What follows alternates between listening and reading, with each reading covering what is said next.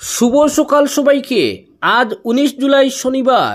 আজকের সকালের বিশেষ বিশেষ খবর হলো, বড়াইল পেরিয়ে এবার বরাকেও নামবে বুলডোজার, ইঙ্গিত মুখ্যমন্ত্রীর।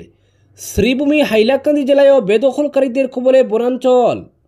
অনেক বিধায়কের টিকিট কাটা যেতে পারে, ইঙ্গিত দিলীপের। যেসব বিধায়ক ঠিকঠাক কাজ করতে পারেননি, নিজ কেন্দ্রে জনতার মধ্যে অভিযোগ রয়েছে, তারা নিশ্চিতভাবে সমস্যায় পড়বেন বললেন প্রদেশ বিজেপি সভাপতি দিলীপ শইকিয়া। করোনা ছড়ানোর অভিযোগ, 5 বছর পর দুষ্মুক্ত তাবলিগ জামাত। শিলচর সহ 6 আঞ্চলিক পঞ্চায়েত বোর্ড গঠন আজ, তুঙ্গে দৌড়ঝাঁপ। বিজেপির দখলে খালাইন, কুরামের গেরো আটকে গেল কাটিগড়ার আঞ্চলিক পঞ্চায়েত গঠন। এবং সর্বশেষ খবরটি হলো, বদরপুর চৈতন্যনগর আঞ্চলিক পঞ্চায়েত সভাপতি ভূপাল রায় সহ সভানেত্রী শিল্পী দাস একক সংখ্যাগরিষ্ঠতা থাকা সত্ত্বেও বোর্ড গঠনে ব্যর্থ কংগ্রেস। এবারে শুনুন বিস্তারিত খবর। শুধু উজান বা নিম্ন আসাম নয়, বরাক উপত্যকার শ্রীভূমি ও হাইলাকান্দি জেলার বনাঞ্চল বেদখলকারীদের কবলে। ফলে এবার বড়াইল পেরিয়ে বরাকে নামবে বুলডোজার। উচ্ছেদ অভিযান প্রসঙ্গে এই মন্তব্য হিমন্ত বিশ্ব শর্মার। মুখ্যমন্ত্রী বলেন, করিমগঞ্জ ও হাইলাকান্দি জেলায় বেদখলকারীর কবলে জমির পরিমাণ দেখলে পাগল হওয়ার অবস্থা হবে। সেখানে বনাঞ্চল ধ্বংস করে রাবার চাষ করা হচ্ছে। ড্রোনের সাহায্যে উপর থেকে প্রত্যক্ষ করলে দেখা যায় সবুজ, মনে হয় বনাঞ্চল। কিন্তু না, এই বনাঞ্চল বেদখলে যদি বন বিভাগ জড়িত থাকে তাহলে অ্যাকশন নেওয়া হবে। এই অ্যাকশন নেওয়ার জন্যই তো মুখ্যমন্ত্রী হয়েছে, সাফ কথা হিমন্ত বিশ্বর। এবার তাই নিম্ন আসামের পর উজান হয়ে বুলডোজার বড়াইল পেরিয়ে বরাক উপত্যকায় নামবে, এর ইঙ্গিত দেন মুখ্যমন্ত্রী। আসামের সন্দেহভাজন অনুপ্রবেশকারীদের উচ্ছেদ করে সরকারি জমি ও বনাঞ্চল উদ্ধারের যে অভিযান আসাম সরকার শুরু করেছে, এতে সমর্থন জানিয়েছেন মণিপুরের প্রাক্তন মুখ্যমন্ত্রী এন বীরেন সিং। তবে আজ হিমন্ত বিশ্ব বলেছেন, মণিপুর থেকেও মানুষজন এসে আসামের জমি ও বনাঞ্চল অবৈধভাবে অনুপ্রবেশ করেছে। লখিমপুরে উচ্ছেদের সময় একাংশ মণিপুরেরও বেদখলকারী পাওয়া গেছে জানিয়েছেন মুখ্যমন্ত্রী। তিনি বলেন, বৃহস্পতিবার রাতেও মণিপুর থেকে লখিমপুরে 6টি পরিবার এসেছে, তারা উচ্ছেদের খবর পায়নি। কোনো রাজনৈতিক শক্তি ও মাতব্বর তাদের আনার ব্যবস্থা আগেই করেছিল। মণিপুর ও নগাঁও থেকে গতরাতে মোট 12টি পরিবার লখিমপুরে আসে সরকারি জমি দখলের জন্য। প্রশাসন তাদের ফিরিয়ে দিয়েছে বলেও জানান মুখ্যমন্ত্রী। তিনি বলেন, উচ্ছেদের পর অধিকাংশ মানুষ কোনো দাবি উত্থাপন করে না, এমনকি কিছুদিন পর তাদের খুঁজও পাওয়া যায় না। বাংলাভাষী এইসব লোক পশ্চিমবঙ্গ বা বাংলাদেশেরও হতে পারে বলে সন্দেহ প্রকাশ করেন মুখ্যমন্ত্রী হিমন্ত। মুখ্যমন্ত্রী স্পষ্ট ভাষায় বলেছেন, কোন জায়গা থেকে আসামের জমি বেদখল করা হচ্ছে সেটা তার সরকারের কাছে বিচার্য বিষয় নয়। সব বেদখলকারীকেই উচ্ছেদ করা হবে। তিনি বলেন, একটা গভীর চক্রান্তের অঙ্গ হিসেবেই এই বেদখল চালানো হচ্ছে। প্রথমে হাতে গোনা কয়েকটি পরিবার এসে নীরবে বসতি গড়ে তুলে চাষবাস শুরু করে, এরপর ধীরে ধীরে আরও মানুষজন এসে সেখানে বসতি স্থাপন করতে শুরু করে। এভাবেই জনবিন্যাস পাল্টে দেওয়ার চক্রান্ত করা হচ্ছে। তাদের জনসংখ্যা 5 থেকে 10 হাজার অতিক্রম করলে স্থানীয় বিধায়করা নিজেদের ভোটের স্বার্থে তা দেখেও না দেখার ভান করে থাকেন। পরবর্তী খবর, অনেক বিধায়কের টিকিট কাটা যেতে পারে, ইঙ্গিত দিলীপের। 26-এর বিধানসভা নির্বাচনে শাসক দলের বর্তমান বেশ কয়েকজন বিধায়কের যে টিকিট কাটা যেতে পারে, শুক্রবার তার ইঙ্গিত দিয়ে রাখলেন দিলীপ শইকিয়া। এদিন সাংবাদিকদের সঙ্গে কথা বলতে গিয়ে রাজ্য বিজেপির সভাপতি জানিয়ে রাখেন, মুখ দেখে নয়, কাজের নিরিখেই প্রার্থী বাছাই করবে দল। বিধানসভা নির্বাচন ঘনিয়ে আসতেই শাসক দলের বিধায়কদের মধ্যে একটা অস্বস্তি কাজ করতে শুরু করেছে। ইতিমধ্যে বিজেপির দিল্লির নেতৃত্ব 2টি জাতীয় সংস্থা দিয়ে আসামে প্রাথমিক সমীক্ষা চালিয়েছে। আগস্টে শেষ সমীক্ষা চালানো হবে। মূলত বর্তমান বিধায়ক যারা রয়েছেন তাদের কাজকর্মের উপরে এই সমীক্ষা হয়েছে।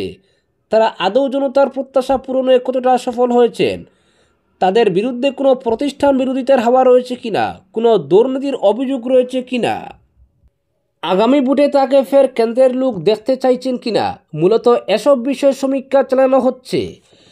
আগস্টের সমীক্ষায় যে রিপোর্ট জমা পড়বে তার সব কিছু মিলিয়ে একটি সার্বিক রিপোর্ট কার্ড জমা পড়বে কেন্দ্রীয় নেতৃত্বের কাছে। আর এর ভিত্তিতেই আগামী বিধানসভায় প্রার্থিত্ব চূড়ান্ত করবে দল। ঠিক এই অনুমানেই কার্যত সিলমোহর দিয়েছেন রাজ্য বিজেপির সভাপতি।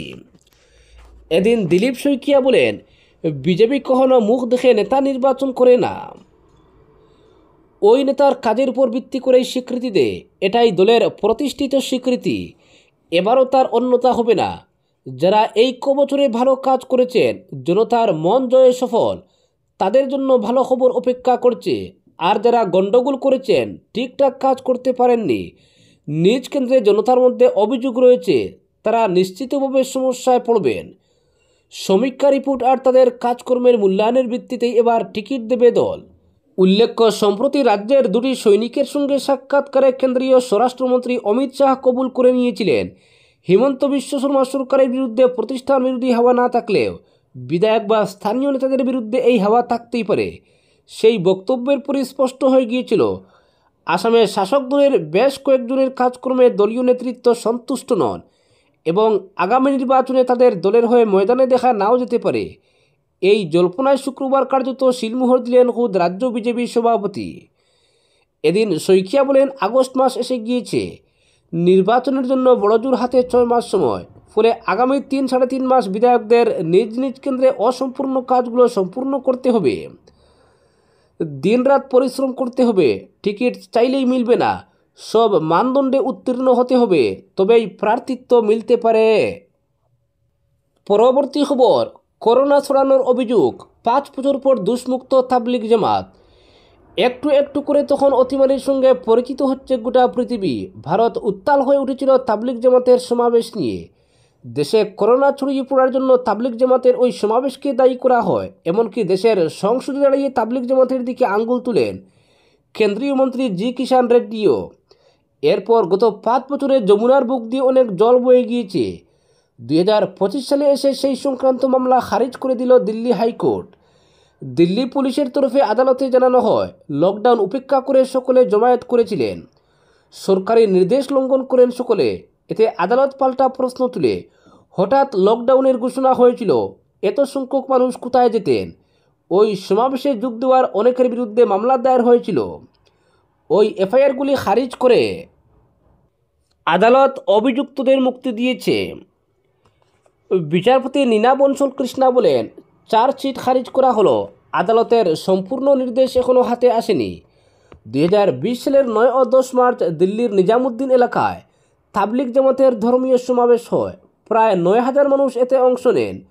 ওই বছর 13 মার্চ রাজধানীতে ভিড় জমানোর উপর নিষেধাজ্ঞা জারি হয়। 25 মার্চ দেশের সর্বত্র লকডাউন কার্যকর হয়, কিন্তু করোনা ভাইরাস ছড়ানোর জন্য তাবলিগ জামাতের ওই সমাবেশকে দায়ী করা হয়। সেই নিয়ে সংখ্যালঘুদের বিরুদ্ধে ঘৃণা দেশও ছড়িয়ে পড়ে। সংখ্যালঘু ব্যবসায়ীদের বয়কটের ডাকও উঠে। সেই সময় করোনা ছড়ানোর দায়ে তাবলিগ জামাতের সঙ্গে যুক্ত 70 জন ভারতীয়র বিরুদ্ধে মামলাও দায়ের হয়। যদিও সেই নিয়ে বিরুদ্ধ মতো উঠে আসে। অতিমারি পরিস্থিতি সামাল দেওয়ার ব্যর্থতা রাখতে সরকার ওই ধর্মীয় সংগঠনকে দোষারোপ করছে বলে অভিযোগ করেন বিরোধী শিবিরের অনেক নেতা। 5 বছরেরও বেশি সময় পর 2025 সালের 17 জুলাই সেই সংক্রান্ত 16টি এফআইআর, সেই সংক্রান্ত আইনি প্রক্রিয়া, এমনকি চার্জশিটও খারিজ করল দিল্লি হাইকোর্ট। 16টি এফআইআরে যে 70 জনের নাম উঠে আসে, তাদের বিরুদ্ধে অপরাধমূলক ষড়যন্ত্র থেকে ভারতীয় দণ্ডবিধির একাধিক ধারায় মামলা হয়েছিল।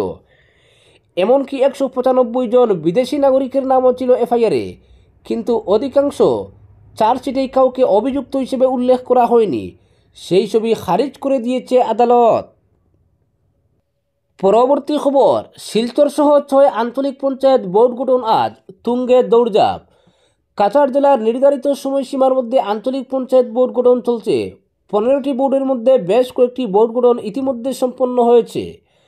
আজ শিলচর সহ 6টি আঞ্চলিক পঞ্চায়েত বোর্ড গঠন করা হবে। সূত্র মতে বোর্ড গঠনের পথে এগিয়ে রয়েছে বিজেপি, তবে সভাপতি ও উপসভাপতির চয়নের ক্ষেত্রে দলকে কিছুটা বেগ পেতে হচ্ছে। কাছাড় জেলার সরকারি নির্দেশ অনুযায়ী আঞ্চলিক পঞ্চায়েত বোর্ড গঠনের শেষ দিন শনিবার।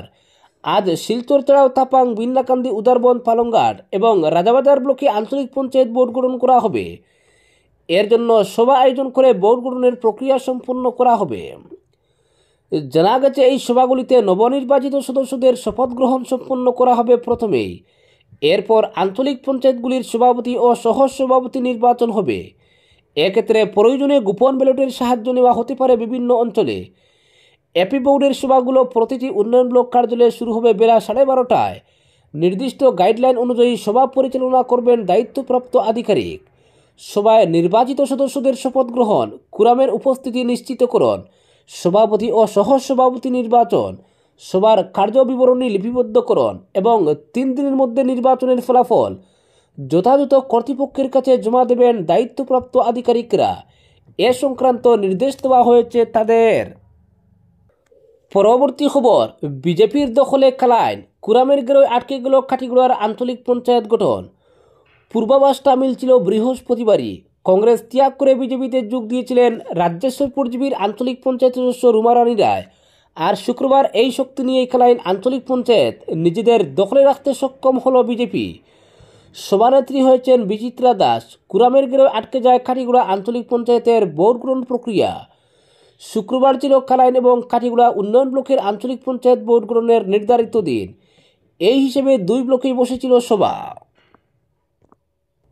কালাইন উন্নয়ন ব্লকে আঞ্চলিক পঞ্চায়েত ভোট গঠন হয়, কিন্তু কাটিগড়া উন্নয়ন ব্লকে কুরামের গেরোয় আটকে যায় ভোট গঠন। প্রাপ্ত খবর মতে কালাইন উন্নয়ন ব্লকে আঞ্চলিক পঞ্চায়েত ভোট ফের একবার নিজেদের দখলে রাখতে সক্ষম হয়েছে শাসক দল বিজেপি। পূর্বাভাসটা মিলছিল বৃহস্পতিবারই। এদিন কংগ্রেস ত্যাগ করে বিজেপিতে নাম লেখান রাজ্যেশ্বর পরজীবীর আঞ্চলিক পঞ্চায়েত সদস্য রুমা রানী রায়। কালাইন আঞ্চলিক পঞ্চায়েত ভোট গ্রহণের আগ মুহূর্তে দল ত্যাগের এই ঘটনা কংগ্রেস শিবিরের জন্য এক মুখ্যম আঘাত হলেও বিজেপির জন্য তা ছিল এক বড় পাওনা। আর শুক্রবার এর সুফলও পেয়েছে বিজেপি। 16 সদস্যের কালাইন আঞ্চলিক পঞ্চায়েতে 9-7 ভোটের ব্যবধানে জয়ী হয়ে সভানেত্রী নির্বাচিত হন বিচিত্রা দাস। কালাইনজীবীর আঞ্চলিক পঞ্চায়েত সদস্য তিনি। তার বিপরীতে কংগ্রেস প্রার্থী ছিলেন কুরকুরিজীবীর আঞ্চলিক পঞ্চায়েত সদস্য দিলওয়ারা বেগম, কিন্তু তার ভাগ্যে জুটে মাত্র 7 ভোট। একইভাবে সহ সভাপতিও শাসক দলের দখলে গেছে। পরবর্তী খবর, বদরপুর চৈতন্যনগর আঞ্চলিক পঞ্চায়েত সভাপতি ভূপাল রায়, সহ সভানেত্রী শিল্পী দাস। একক সংখ্যাগরিষ্ঠতা থাকা সত্ত্বেও বদরপুর চৈতন্যনগর আঞ্চলিক পঞ্চায়েত বোর্ড গঠন করতে পারল না ভারতীয় জাতীয় কংগ্রেস। বোর্ড গঠন করেছে শাসক দল বিজেপি। গোপন ভোটের মাধ্যমে সভাপতি নির্বাচিত হয়েছেন সুপ্রাকান্দিজীবীর এপি সদস্য ভূপাল রায়। অন্যদিকে লটারির মাধ্যমে সহ সভানেত্রী নির্বাচিত হয়েছেন সরিষা চোরাকুড়িজীবীর বিজেপি থেকে জয়ী এপি সদস্যা শিল্পী দাস। শুক্রবার বদরপুর চৈতন্যনগর সদস্যার শপথ গ্রহণ ও প্রথম সভা অনুষ্ঠিত হয়। এতে দায়িত্বপ্রাপ্ত আধিকারিক হিসেবে ছিলেন শ্রীভূমি জেলার অ্যাসিস্ট্যান্ট কমিশনার পূজা দাওলা গুপু। তিনি নবনির্বাচিত এপি সদস্যদের শপথ বাক্য পাঠ করান। পরবর্তীতে বদরপুর চৈতন্যনগর আঞ্চলিক পঞ্চায়েতের সভাপতি সভানেত্রী পদের জন্য নাম প্রস্তাবের আহ্বান জানালে সভা থেকে 2 জনের নাম প্রস্তাব আসে।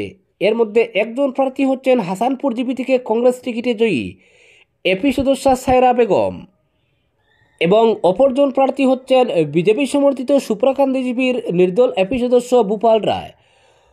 বদরপুর চৈতন্যনগর আঞ্চলিক পঞ্চায়েতে সর্বমোট সদস্য হচ্ছেন 17 জন।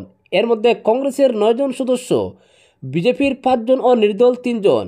সভাপতি সভানেত্রী পদে গোপন ব্যালটে বুট হওয়ার পর দেখা যায় ভূপাল রায় বুট পান 9টি ও সায়রা বেগম বুট পান 8টি। অথচ কংগ্রেসের একারই বুট ছিল 9টি। একক সংখ্যাগরিষ্ঠতা থাকা সত্ত্বেও বোর্ড কংগ্রেস করতে না পারায় দলীয় কর্মী সমর্থকরা ক্ষুব্ধ হয়ে পড়েছেন। ওই দিন বদরপুর চৈতন্যনগর আঞ্চলিক পঞ্চায়েতের মহিলা সংরক্ষিত সহ সভানেত্রী পদেও 2 জন প্রার্থী ছিলেন। এরা হলেন সরিষা চোরাকুড়ি জিপির বিজেপি দল থেকে জয়ী এপি সদস্যা শিল্পী দাস ও হরিনগর জিপির কংগ্রেস দল থেকে জয়ী খাদিজা বেগম। এতে গোপন ব্যালটের মাধ্যমে সহ সভানেত্রী পদের 2 প্রার্থীর বুট হয়। এতে 17টি বুটের মধ্যে উভয় প্রার্থী 8টি করে বুট পান এবং 1টি বুট কাউকে না দেওয়ায় তা বাতিল হয়ে যায়। পরে 2 প্রার্থীর মধ্যে লটারি করা হয়। এতে জয়ী হন শিল্পী দাস। বদরপুর চৈতন্যনগর আঞ্চলিক পঞ্চায়েত বোর্ড বিজেপির দখলে আনতে পেরে বেজায় খুশি বিজেপি দলের নেতা কর্মীরা। বিজেপি নেতা অমরেশ রায়, বাগবাড়ি বাখরশাল মণ্ডলের কর্মকর্তা সহ দলের কর্মী সমর্থকরা বেজায় খুশি। তবে নবনির্বাচিত সহসভাপতি সবাইকে সংবর্ধনার জোয়ারে ভাসান। বিজেপি নেতা অমরেশ রায় বলেছেন, এই জয় বিজেপিকে আরও এগিয়ে নিয়ে যাবে। মানুষ এখন উন্নয়ন চায়। তিনি আশাবাদী বিজেপি বোর্ড বদরপুর চৈতন্যনগর আঞ্চলিক পঞ্চায়েত সুন্দর করে পরিচালনা করবে। এদিকে কংগ্রেস নিজেদের একক সংখ্যাগরিষ্ঠতা থাকা সত্ত্বেও বোর্ড গঠন করতে না পারায় সমালোচনার সম্মুখীন হচ্ছেন। সামাজিক মাধ্যমে কংগ্রেসের এপি সদস্যদের বিশ্বাসঘাতক বলে দলীয় কর্মী সমর্থকরা আখ্যায়িত করছেন। আজকের বিশেষ সংবাদ এখানেই সমাপ্ত।